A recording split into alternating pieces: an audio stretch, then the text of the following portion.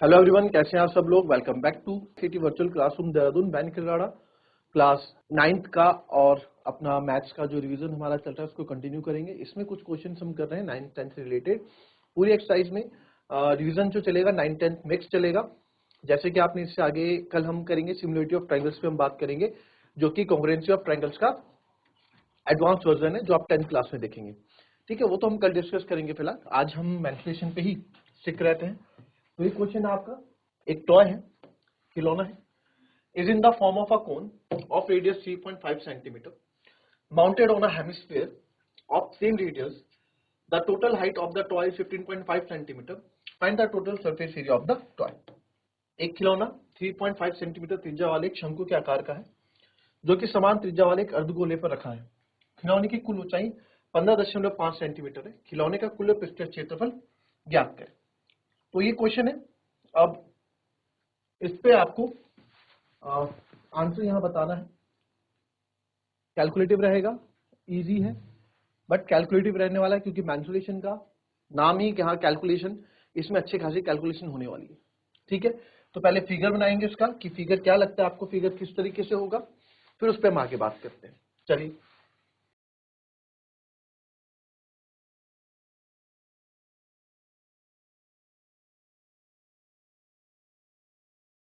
चलिए देखते हैं, फिगर बनाते हैं उसका।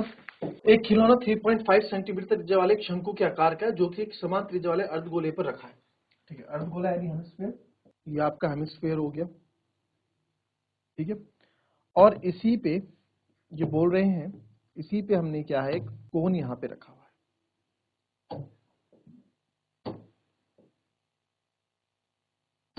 इस तरह का ये खिलौना यहाँ पे है जिसका radius 3.5 centimetre, mounted on hemisphere of same radius, radius दोनों का सेम है। The total height of the toy is 15.5 centimetre. Total height जो टॉय की है वो 15.5 सेंटीमीटर है। Find the total surface area of the toy. तो टोटल सरफेस एरिया यानी कि जो खिलौने की फैलावट कितनी है, कितना है फैला हुआ है, तो जाहिर सी बात है total surface area of the toy जो यहाँ पे आएगा वो आएगा curve surface area of cone plus curve surface area of hemisphere, यही आने वाला है। कोई ज्यादा इसमें तो है नहीं। तो इसमें मैं अगर लिखूं, जो हमें पूछा है गिवन, आप लोग लिख लेना, गिवन के एक नंबर होते हैं पूरे। गिवन आपको क्या क्या दिया है वो लिख लो पहले। कोन के बारे में, कोन का रेडियस कितना है जी, 3.5 सेंटीमीटर है, और हेमिस्फीयर का रेडियस भी 3.5 सेंटीमीटर है, सेम है। हाइट ऑफ टॉय 15.5 सेंटीमीटर आपको दे रखी। ठीक है, तो मेरे को total surface area of toy निकालना है। तो आप देखें इस खिलौने में ये वाला पार्ट कोन का यूज हो रहा है और हेमिस्फीयर का ये वाला पार्ट यूज हो रहा है। तो that is curve surface area of cone plus curve surface area of hemisphere. तो मैंने आपको बार बार बोला है, जहां पे भी curve surface area of cone और curve surface area of cone जहां पे आ जाए वहां पे आपके कान खड़े हो जाने चाहिए। क्यों? क्योंकि वहां पे एल आ जाता है, पाई आर एल स्लांट हाइट आ जाती है ना। तो यानी कि सर मेरे को यहाँ पे हाइट ऑफ कोन भी निकालनी पड़ेगी। हाइट ऑफ कोन क्या होगी, देखें ये पूरा 15.5 है, यहां से लेके यहां तक 15.5 है। ठीक है, तो अगर ये 15.5 है तो सर ये कोन तो बस यहीं तक है। हाइट ऑफ कोन जो मैं मान रहा हूं यानी कि h जो है हमारा यहां तक है। ठीक है, हाइट ऑफ कोन है जैसे जो हमारा हाइट ऑफ कोन यानी कि स्मॉल h, वो हमारा क्या होगा, वो यहीं तक है। तो 15.5 में से अगर मैं इतना माइनस कर दूं तो मेरे को h मिल जाएगा। और ये क्या है, आप खुद सोचो कि सर ये यहां से यहां तक रेडियस 3.5 है, तो यहां से यहां सेंटर ये भी कितना होगा, ये भी 3.5 ही होगा, ये भी 3.5 ही होगा यहां से। तो हाइट ऑफ कोन मेरी क्या आ जाएगी, 15.5 में से टोटल हाइट ऑफ टॉय में से अगर मैं 3.5 माइनस कर दूं, ठीक है, 15.5 में से अगर मैं 3.5 माइनस कर दूं यानी कि 12 सेंटीमीटर मेरी क्या आ जाएगी, हाइट आ जाएगी। 12 सेंटीमीटर हमारी क्या आ जाएगी, हाइट आ जाएगी। क्लियर? तो अब बात करते हैं कर्व सरफेस एरिया ऑफ कोन आपको निकालना है, तो आपको स्लांट हाइट भी चाहिए होगा, है ना। स्लांट हाइट भी चाहिए, तो स्लांट हाइट निकालना है, तो यहाँ पहले इसको हटा देते हैं, तो यहाँ स्लांट हाइट निकालते हैं एल।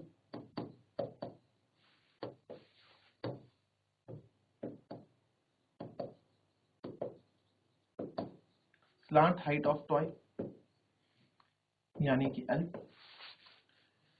तो स्लांट हाइट ऑफ टॉय जो है हमारा यानी कि एल जो रहेगा,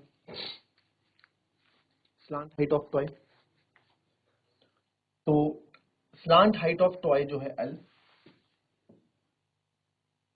वो निकालना है, जो कि होता है sir under root H square plus R square, यही तो होगा, है ना, H square plus R square. Easy है, करें जरा इसको एक बार।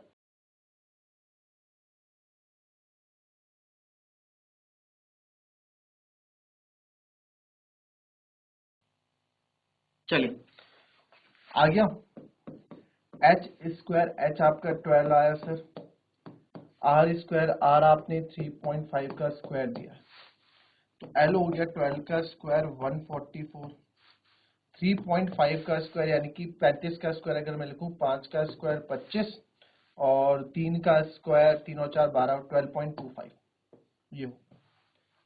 अब आप चाहें इसमें दो तरह की कैलकुलेशन कर सकते हैं, मैं तो डायरेक्ट कैलकुलेशन को बोलूंगा कि डायरेक्ट कैलकुलेशन करो, 144 प्लस 12.25 करो। बट अगर आप चाहते हैं सर यहाँ से जीरो हटा दो, तो आप यहाँ से जीरो हटाओगे, फिर एलसीएम पूरा लोगे, फिर पूरा एलसीएम लोगे तो 14400 प्लस 1225 अपॉन 100 होगा, और ये 100 का 10 बाहर आ जाएगा, आपको इसका निकालना पड़ेगा, है ना। वो वाला तरीका भी बताता हूँ, कैलकुलेशन के ट्रिक्स ही तो बताने हैं, कैलकुलेशन आपको इंप्रूव करनी है अपनी, है ना। कैलकुलेशन आपको दोनों तरीके की कैलकुलेशन यहाँ समझा देता हूँ। मैं पहले बहुत सिंपल कैलकुलेशन के पास जाऊंगा, जो कि है 144 प्लस 12.25, तो सर प्लस 12.25 का स्क्वायर, तो यहाँ पे 12.25 में 144.00 ऐड करेंगे, 5 2 6, तो आएगा 156.25, क्या आएगा अंडर रूट 156.25। तो इसका इंटीग्रेशन करते हैं। अब यहाँ पे आप दो तरीके से कर सकते हैं, जिसको नहीं आता यहीं से आपको दो तरीके बता देता हूँ। या तो आप L बराबर कर दो 15625 अपॉन 100 कर दो, बात वही है, ठीक है। अब मैं यहां से क्या करूंगा, मैं तो स्क्वायर रूट ऑफ 156.25 निकालूंगा, दो दो के पेयर बनाऊंगा, 1 1 जा 1 0, 56 नीचे उतरेगा, 1 प्लस 1 करेंगे 2 होगा, तो 22 2 जा 44, ठीक है। तो 23 3 जा बड़ा हो जाएगा, क्योंकि 6 से 4 गए 2, 5 4 गए 1, ठीक है। पॉइंट लगेगा, यहाँ भी पॉइंट लगाओ, दोनों ही 2 और 5, क्योंकि इसमें दोनों ही चीजें साथ उतरती हैं, आप भी इस 2 को ऐड कर दो, 2 और 2 4 हो गया। आखिरी में 5 है, तो पहला हिट एंड ट्रायल मेथड 5 से करता हूँ, क्योंकि 5 5 जा 25 होता है, 5 यहाँ रख के 5 यहाँ रख के, तो 5 5 जा 25, 2 कैरी, 5 4 जा 20 22, 5 2 जा 10 और 5 4 22, 2 5 2 10 12, 1225, यस सर यही आ रहा है कंप्लीट। यानी कि ये किसका स्क्वायर रूट हो गया सर, ये हो गया 12.5 का, सेंटीमीटर या मीटर जो भी आपका चल रहा है, ठीक है। अब यहाँ पे देखिए, अगर कोई इसके साथ जाता है तो काफी इजी है, कोई भी दिक्कत नहीं है, नंबर तो आपके ही रहने वाले, कोई वो नहीं है,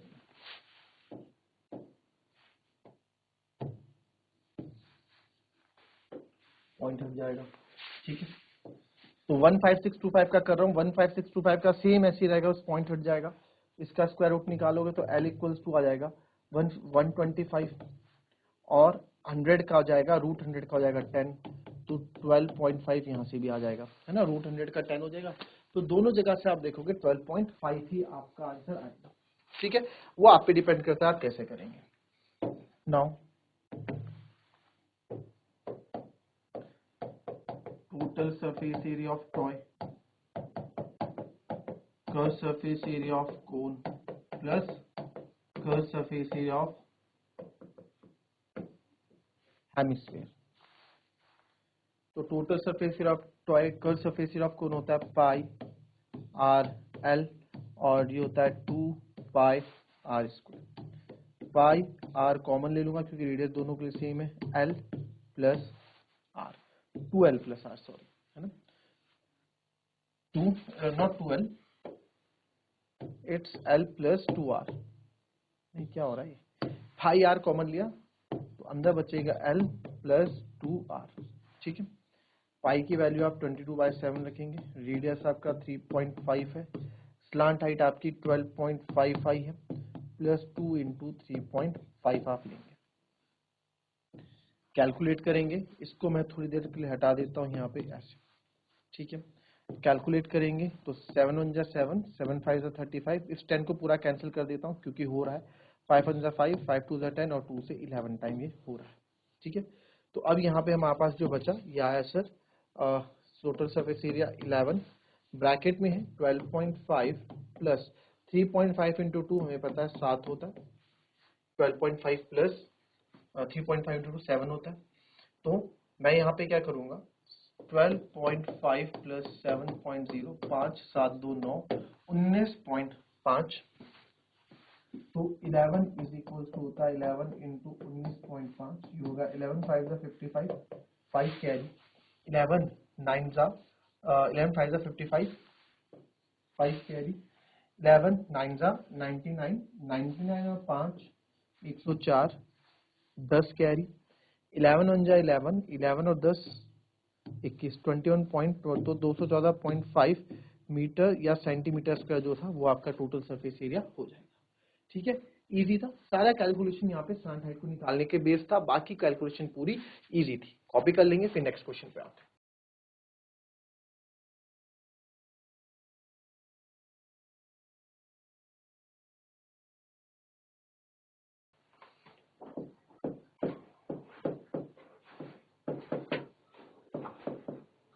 The diameter of a sphere is decreased by 25% by what percent does its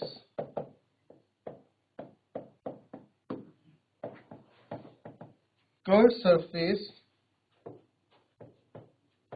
area decrease। चलो क्वेश्चन लिखेंगे, इसको परसेंटेज बेस से क्वेश्चन है, एक बार ट्राई करेंगे।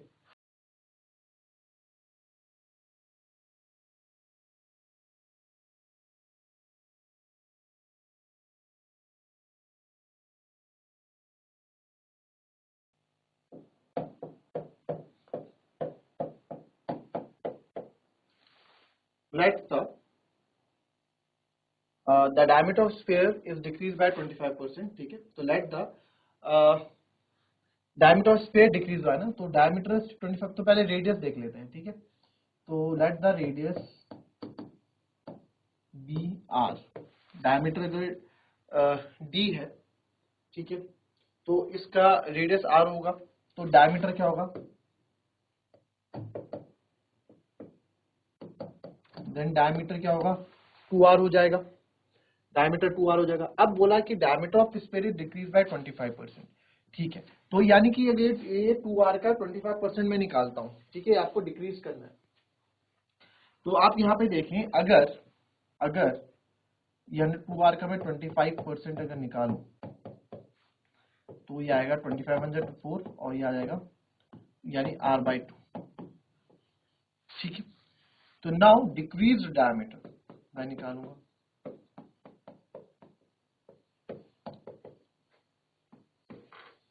डिक्रीज मतलब जो डिक्रीज हो चुका है, डिक्रीज बाय 25% यानी इतना डिक्रीज हुआ है, तो 2r माइनस r/2 हम करेंगे, 2r माइनस r/2, तो ये हो जाएगा 4r माइनस r बाई 2 यानी कि 3r बाई 2।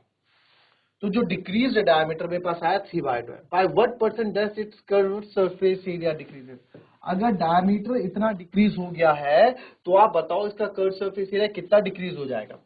तो सर कर्व सरफेस एरिया कितना डिक्रीज हो जाएगा। अब यहाँ डायमीटर दिया है और कर्व सरफेस, और कर्व सरफेस में तो सर आपका रेडियस काम करता है। कर्व सरफेस एरिया में तो आपका क्या काम करता है, रेडियस काम करता है।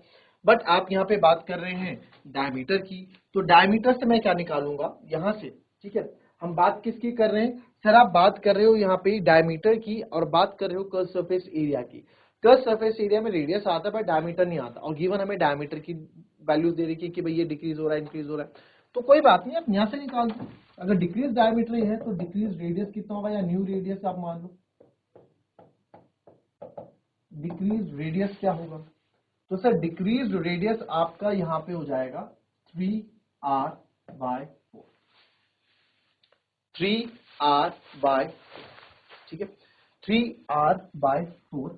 तो 3r बाय 4 हो जाएगा, ठीक है। तो सर ये तो 3r बाय 4 हो गया, ओके। अब ये 3r बाय 4 कैसे कर दिया, काफी बच्चों को समझ नहीं आएगा। इसका हाफ होता है ना, डायमीटर क्या होता है, रेडियस क्या होता है, डायमीटर का आधा होता है। तो डायमीटर था मेरा 3r बाय 2, इसका आधा कर दो यानी 1 बाय 2 कर दो, तो 3r बाय 4 हो जाएगा, ठीक है। इसका मैंने क्या कर दिया, आधा कर दिया, तो 3r बाय 4 हो जाएगा, ठीक है। तो अब ओरिजिनल कर्व सरफेस एरिया क्या था जी, original curve surface area of sphere क्या रहा होगा, 4 पाई, इसका तो एक ही एरिया होता है, 4 पाई आर स्क्वायर रहा होगा, है ना। यानी जो पहले कर्व सरफेस स्क्वायर जो आपका रहा होगा वो 4 पाई आर स्क्वायर रहा होगा, ठीक है। तो न्यू क्या रहा होगा, न्यू कर्व सरफेस एरिया या न्यू सरफेस एरिया क्या रहा होगा। कर्व सरफेस एरिया कंफ्यूजन के लिए दिया, स्क्वायर का बस एक एरिया होता है सरफेस एरिया, उसको आप कर्व भी बोलो चाहे टोटल बोलो, बात एक है। तो सर होगा 4 पाई आर स्क्वायर यानी कि 3r बाय 4 का होल स्क्वायर। तो यहां से मैं देख रहा हूं, यहां से एक 4 से आपका एक 4 कट जाएगा, एक 4 बच जाएगा कि 3r स्क्वायर बाय 4 है।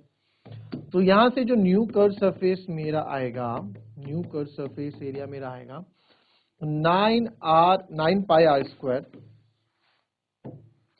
9 pi r square, 9 pi 9 pi r square upon 4। तो 9 बाय 4 पाई, या फिर इसको मैं ऐसे भी लिख सकता हूं 9 बाय 4 पाई आर स्क्वायर। क्या होगा, 9 बाय 4 पाई आर स्क्वायर, ठीक है। तो ये पूछा है by what percent it decrease, तो डिक्रीज कितना हुआ होगा, डिक्रीज तो हुआ है, तो decrease in curve surface area में निकालूंगा। ये तो पक्के से कि जब रेडियस छोटा हो गया, जब सर्कल का रेडियस छोटा हो जाएगा तो सर्कल का एरिया भी कम हो जाएगा, वही स्क्वायर के साथ है। तो डिक्रीज इन सरफेस एरिया कितना होगा सर, पहले था 4 पाई आर स्क्वायर, उसके बाद आया 9 बाय 4 पाई आर स्क्वायर, यही आया 9 बाय 4 ही था जी सर, 9 बाय 4 ही था। सॉल्व करेंगे इसको, इसका एलसीएम 4 4 जा 16 pi r square minus 9 pi r square, है ना। एलसीएम लिया तो 16 में से 9 जो आपके गए, ये बचेगा 7 पाई आर स्क्वायर बाय 4। तो 7 बाय 4 पाई, यानी डिक्रीज इन सरफेस एरिया में 7 बाय 4 पाई आर स्क्वायर मेरा आया। तो परसेंटेज डिक्रीज कैसे निकालते हैं, ये तो आपने 7th 8th में सीखा है। परसेंटेज डिक्रीज इन, जिस इसमें सरफेस एरिया तो सरफेस एरिया, तो कैसे निकालते हैं, ओरिजिनल मतलब जितना डिक्रीज हुआ है ना, कैसे करते हैं, डिक्रीज या इंक्रीज, डिक्रीज वैल्यू अपॉन कितने पे डिक्रीज हुआ है, यानी ओरिजिनल वैल्यू जितने पे डिक्रीज हुआ है इनटू 100 कर दो तो परसेंटेज आपका आ जाता है। तो सर डिक्रीज वैल्यू यहाँ मेरी 7 pi r square by 4, main division ये होता है 4 पाई आर स्क्वायर इंटू 100, ये मेन डिवीजन है। ये यहाँ पे आपको 10 के नीचे 1 होगा तो आपको पता ही है, पाई आर स्क्वायर से पाई स्क्वायर कैंसिल, ये आपका यहाँ कैंसिल हो जाएगा, और यहां से ये जो आपका नंबर जो आपका बन के आएगा नंबर जो हमारा बन के आया क्या आएगा 7/16 इंटू 100, यही आएगा। 7/4 4 जा 16 होता है ना, 4 4 जा 16, तो 7 इतना आएगा। तो यहाँ पे आप देखेंगे इसको मैं करता हूँ, तो 4 से जाएगा 25 टाइम्स और 4 से जाएगा 4 टाइम्स, तो 25 6 जा होता है आपका 150, 25 7 जा 175 हो जाएगा। ठीक है, तो ये हो जाएगा 175/4%। इसको कैलकुलेट करो तो 4 4 जा 16, 17 में से गया एक और बचेगा 3, 4 3 जा 12, ठीक है 15 12 3 बचेगा, 4 7 जा 28, 4 5 जा 20, तो 43.75% का क्या होगा इसके अंदर डिक्रीज होगा। ठीक है, 43.75% यानी 43.75% का क्या होगा डिक्रीज। अगर हमारा डायमीटर 25% डिक्रीज होता है तो हमारा जो सरफेस एरिया है 43.75% क्या होगा डिक्रीज होगा। क्लियर, कॉपी कर लेंगे इसको।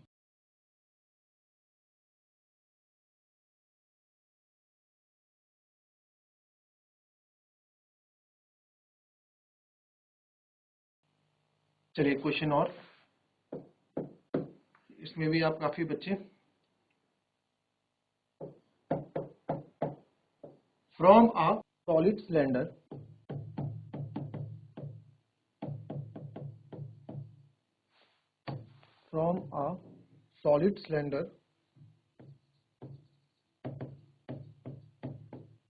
of height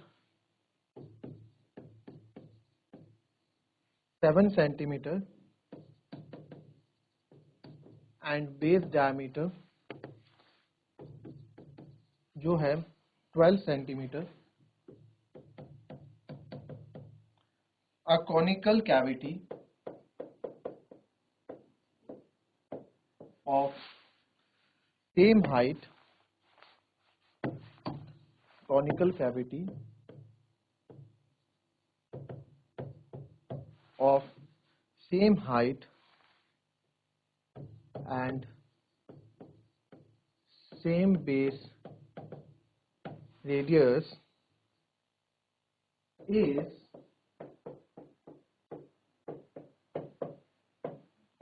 hollowed out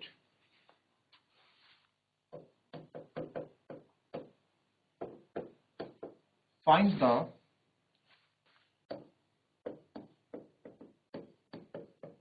total surface area of the remaining solid। ठीक है, find the total surface area of the remaining solid. तो क्या ये बोल रहा है यहाँ पे देखेंगे एक बार, from a solid cylinder of height 7 centimetre. From a solid cylinder, कोई एक सॉलिड सिलेंडर है, ठीक है, एक सॉलिड सिलेंडर हमारे पास है जिसकी हाइट 7 सेंटीमीटर है। ठीक है, हाइट इसकी 7 सेंटीमीटर है। अभी ये क्वेश्चन जो है बहुत बार बच्चे गलत कर देते हैं, डरते हैं, बल्कि बहुत इजी क्वेश्चन ही है, बहुत इजी क्वेश्चन ये होते हैं, आप लोग बस फालतू हॉलोड आउट इससे इन वर्ड से आप डर जाते हैं। 7 सेंट और डायमीटर 12 सेंटीमीटर है।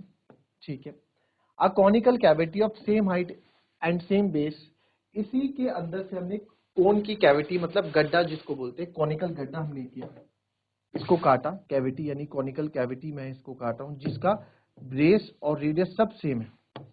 ठीक है, बेस और रेडियस उसका क्या है, सब क्या है सेम है।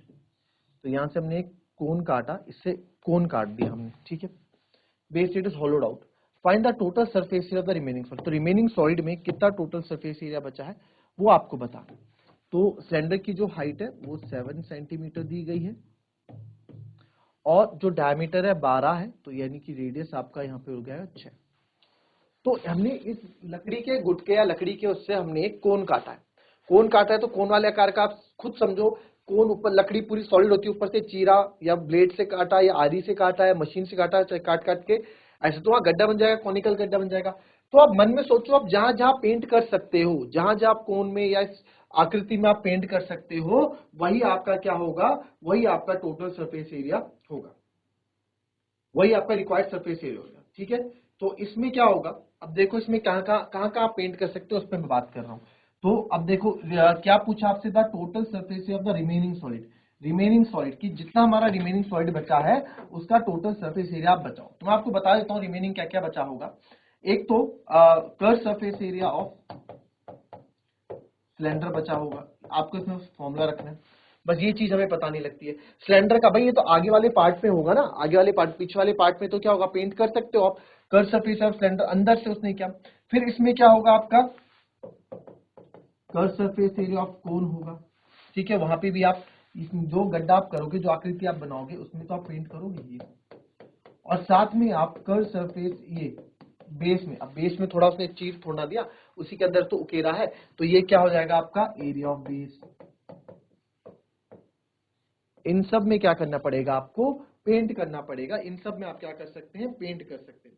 तो ये आपका क्या हो जाएगा आंसर, यहाँ पे इसमें आप वैल्यू पुट करोगे and you will get your answer, ठीक है। तो इस क्वेश्चन को मैं कल आपसे पूछूंगा, आंसर कल लेंगे इस क्वेश्चन का हम, और कल हम कुछ सिमिलरिटी ऑफ ट्रायंगल्स पे भी बात करेंगे। मिलेंगे आपसे अपनी कल की नेक्स्ट क्लास में, तब तक के लिए be happy, be healthy and be safe. Thank you and have a nice day.